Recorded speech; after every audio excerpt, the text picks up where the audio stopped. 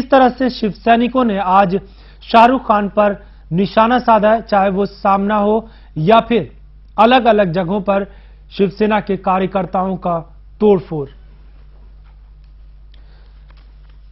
सौरभ, आपसे जानना चाहेंगे किस तरह से आज शिव सैनिकों के विरोध का सामना देखना पड़ा अलग अलग जगहों पर महाराष्ट्र में और खासतौर पर मुंबई में।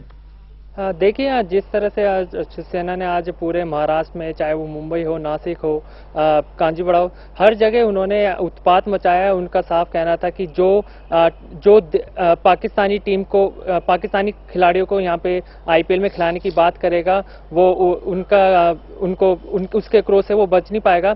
और आज यही देखा गया, जिस तरह ही कल से ही शुरू हो गया था, आज मुखपत्र सामना हो जिसमें शाहरुख खान के बारे में अनाप शनाप लिखा गया है। उसके बाद उनकी जो फिल्म आने वाली, जो अगले हफ्ते रिलीज होगी, माय नेम इज खान, उसके पोस्टर फाड़ दिए गए। और साथ ही साथ जो थिएटर मालिक है उनको धमकी दी गई, अगर उनकी फिल्म प्रदर्शित की जाती है तो पूरे थिएटर को जला दिया जाएगा। कहीं ना कहीं ये एक तरह से तालिबानी जैसा एक इन्होंने कानून अपना रखा है, अपनी मन मर्जी से यहाँ पे हर चीज करते हैं। ये पहली बार नहीं हुआ है कि इन्होंने। आखिर शिवसेना इस वक्त चाहती क्या है इस पूरे मामले को लेकर? देखिए, जिस तरह से नीलामी में पाकिस्तानी खिलाड़ियों को किसी भी फ्रेंचाइजी ने नहीं खरीदा था, उसके बाद भारत की पूरी दुनिया में किरकिरी हुई। उसके बाद भारत सरकार की तरफ से भी काफी दबाव पड़ा था। पी चिदंबरम कह चुके थे कि अगर जिस तरह से ये पाकिस्तानी खिलाड़ियों के साथ हुआ है वो गलत है। उसके बाद ये खबरें सामने आई थी कि कोलकाता नाइट राइडर, जो शाहरुख खान की टीम है, वो उमर गुल और ये अब्दुल रजाक को खरीदना चाहते हैं और उसमें अपनी दिलचस्पी दिखा रहे हैं। उसके बाद से ये पूरा का पूरा मामला सामने आया। शिवसेना प्रमुख बाल ठाकरे ने साफ कहा था कि जो पाकिस्तानी खिलाड़ियों को मुंबई में खेलने देगा या पूरे भारत में खेलने देगा, वो उसके क्रोध का वो सामना करेंगे और साथ ही साथ वो हर जगह उत्पात मचाएंगे और इसका जमकर तांडव आंदोलन भी करेंगे। सौरभ, लेकिन सबसे बड़ी बात यह है कि शाहरुख खान के खिलाफ जिस तरह से मोर्चा खोला गया है, शिवसेना इसे किस नजरिए से देखती है? क्या वो इसे राष्ट्रीय और देशभक्ति के तौर पर देख रही है? देखिए, शिवसेना ने साफ ये कर दिया है कि जो जिस तरह से 26/11 के बाद जिस तरह का माहौल है और उस माहौल में शाहरुख खान इस तरह की बात कर रहे हैं, वो एक देशद्रोह जैसी बात उन्होंने कही है। उसको लेकर ये पूरा का पूरा मामला सामने आया है। ये पहली बार नहीं हुआ है कि शिवसेना ने ये क्रिकेट में दखल दिया है। 90 के दशक में जब पाकिस्तानी टीम का मुंबई के वानखेड़े स्टेडियम में मैच होना था, उस दौरान भी शिव सैनिकों ने विकेट से पिच खोद दी थी एक दिन पहले। उससे भी भारत का एक नाम खराब हुआ था। अब आईपीएल का जो स्तर है वो एक अंतर्राष्ट्रीय स्तर पर जा चुका है और अगर ऐसे में जिस तरह से भारत में माहौल बन रहा है, शिव सैनिक जिस तरह धमकी पे धमकी देता जा रहा है, चाहे वो ऑस्ट्रेलियन खिलाड़ियों के लिए हो या पाकिस्तानी खिलाड़ी के लिए, ये कहीं ना कहीं मुंबई, भारत और पूरे देश के एक साख को बट्टा लगा रहा है।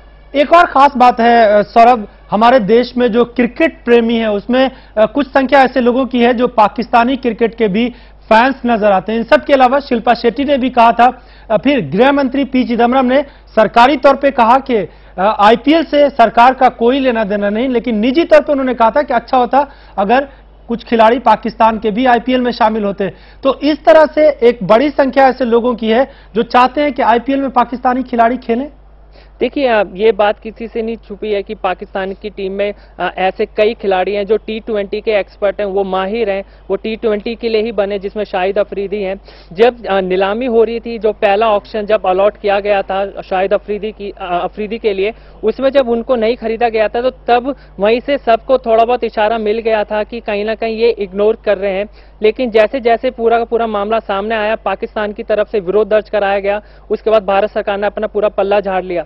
ये इसमें कोई शक नहीं कि हमारे देश में पाकिस्तानी क्रिकेटरों के लिए काफी इज्जत है। कोलकाता नाइट राइडर्स में जब शोएब अख्तर, पहले आईपीएल में जब शोएब अख्तर ने खेला था और उमर गुल थे, सलमान बट थे, उनको काफी लोगों ने पसंद किया था, उनके खेल को पसंद किया था।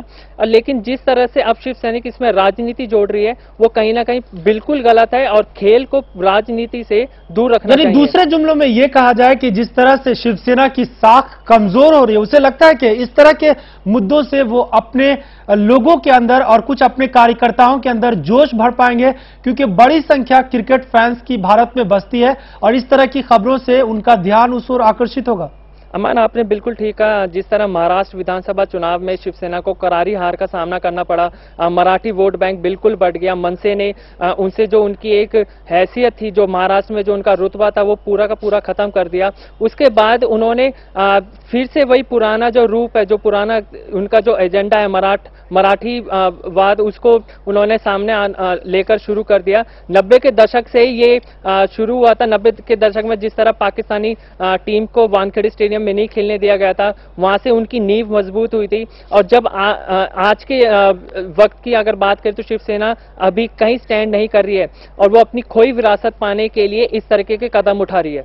बहुत बहुत शुक्रिया इस पूरी जानकारी के लिए। तो शिवसेना के निशाने पर शाहरुख खान है और साफ तौर पर माय नेम इज खान, जो शाहरुख खान की एक अहम फिल्म है, यानी शाहरुख खान कह रहे हैं कि उनकी एक बहुत ही उनके करियर की बहुत अहम फिल्म है, उसका विरोध करते हुए शिव सैनिक आज नजर आए। आईपीएल की अगर बात करें तो इस बीच ऑस्ट्रेलिया और न्यूजीलैंड